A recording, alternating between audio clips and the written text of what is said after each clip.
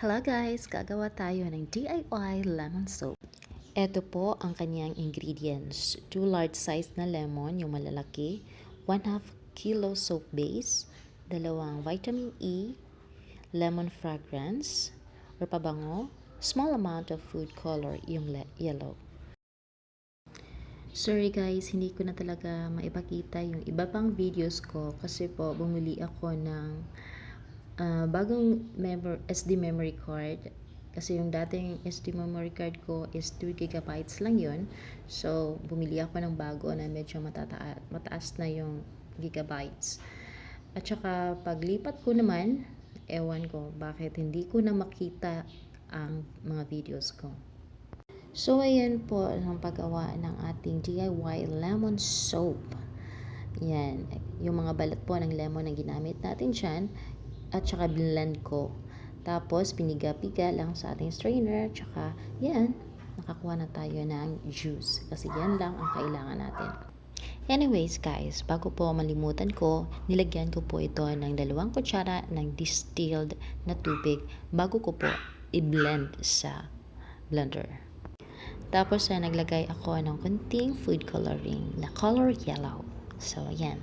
Pagkatapos dyan, ay nagtunaw ako ng soup base. So, yan po. Hinati-hati ko po itong soup base na maliliit para madali po itong matunaw. Make sure lang natin na mainit po yung tubig bago tayo magtuna ng soup base, ha? O, yan. Tapos, halu-haluin hanggang ito ay tuluyang matunaw. Huwag kayong mag-alala, madali lang naman ito siyang matunaw, itong ating soap base. Ayan, pag natunaw na, ganito na po siya. Clear na clear po. Ayan. Pag gaganyan na po siya, ay maglalagay na tayo yung mga iba nating mga ingredients. Like yung ginawa nating juice. Ayan. So, unang-una, maglalagay po tayo ng 4 na kutsara.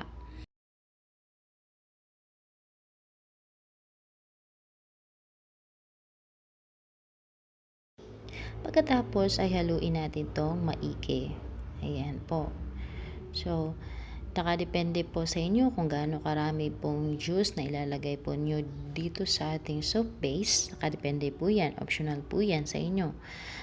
Tapos, kung hindi nyo pa po makuha yung gusto nyong kulay, dagdagan nyo na lang po ng juice ulit. So, alam nyo ba guys na ayon sa pag-aaral, itong lemon peel ay mataas ang antioxidant. Yes, nakakatanggal po ito ng mga wrinkles. Ayan po. Maglalagay muna tayo ng fragrance or pabango. Nakadepende na po yan sa inyo kung gaano karami po. Para sa akin, kunti lang yung nilagay ko. Mga 4 lang siguro na patak. Okay na yun. The lemon peel also may fight acne sa ating mga mukha guys dahil meron itong antibacterial, antimicrobial at antifungal properties. Pagkatapos nito ay nilagyan ko na ng vitamin E. 2 capsule po ito na vitamin E. Halu-haluin natin to ng maigi hanggang tuluyan na po siyang ma-mix po lahat ng kulay. At saka maglalagay tayo ng 2 kutsara. Unang kutsara. Actually, ito na po yung pang 5 kutsara. Tapos, tunawin muna natin. Tunaw-tunaw lang. Ganyan lang po.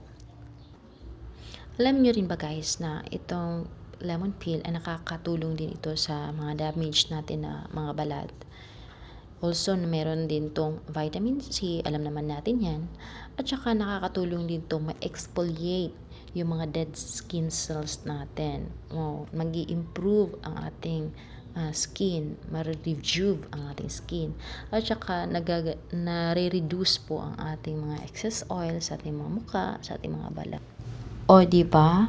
Lemon peel lang yan, pero hindi mo akalaing marami pala siyang benefits. So, kaya ako gumawa nito, para din naman para sa amin. 'Di ba? Hindi na ako bibili sa labas, gagawa na lang ako. Pagkatapos niyan ay ilalagay natin dito sa ating hulmahan. Itong silicone na ito ay nabili ko po sa Shopee. Meron din itong sa Lazada, sa TikTok. Nakadepende na po yan sa inyo. So, ilalagay na po natin yan lahat. Dahan-dahan lang po para po hindi po makalat. Sa mga ingredients ko po, meron po akong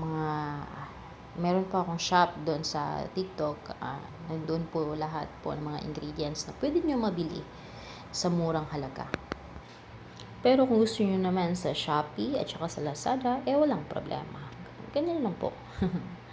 So, ganito po talaga ang paggawa ng DIY lemon soap. Napakabilis po.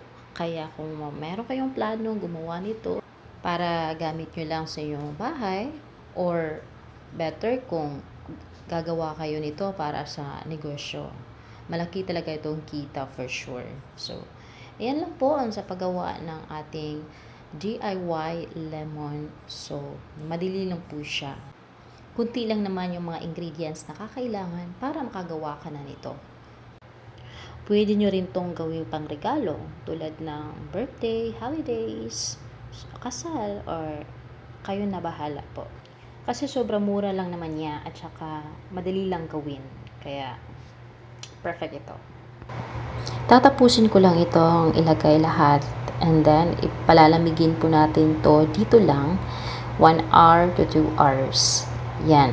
And then, kung gusto nyo rin naman na mas mabilis, ay pwede nyo pong ilagay sa refrigerator. Ayan po. Madali lang po, di ba, sa paggawa ng lemon soap?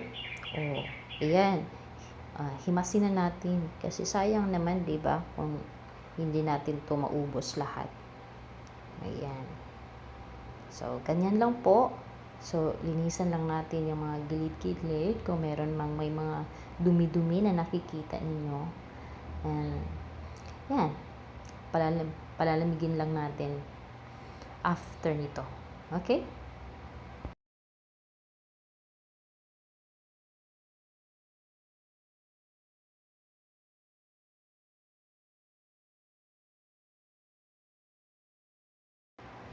After 1 hour, ito na po ang ating pinatigas na sabon. Ayan. Matigas na po yan. Kasi po, nilagay ko po ito sa refrigerator. Ayan, tatanggalin po natin. Ganyan kaganda po ang ating ginawang sabon. Diba? Oh, ganda niya, diba? So, perfect na perfect talaga ito pang negosyo, guys. Ang nagawa ko pala dito is 4.5. Oh, yan po. Sa half kilo na soap base, nakagawa tayo ng 4 at saka may kunti, 4.5 na sabon. Large size po kasi ang ating hulmahan, guys. Kaya 4.5 po ang ating nagawa. So, yan po lahat ang ating DIY lemon soap. Okay, so ngayon naman, papakita ko sa inyo kung gaano kaganda itong nagawa nating sabon. Kung mabula ba to or hindi. Ayan.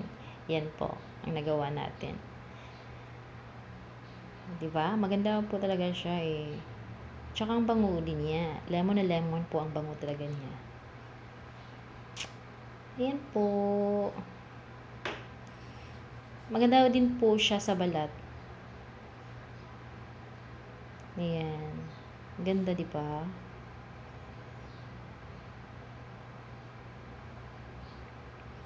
Perfect na perfect to gamitin. Di ba? Mas maganda talaga yung ikaw gumawa. Yan na po ang finished product natin. Bye! See you!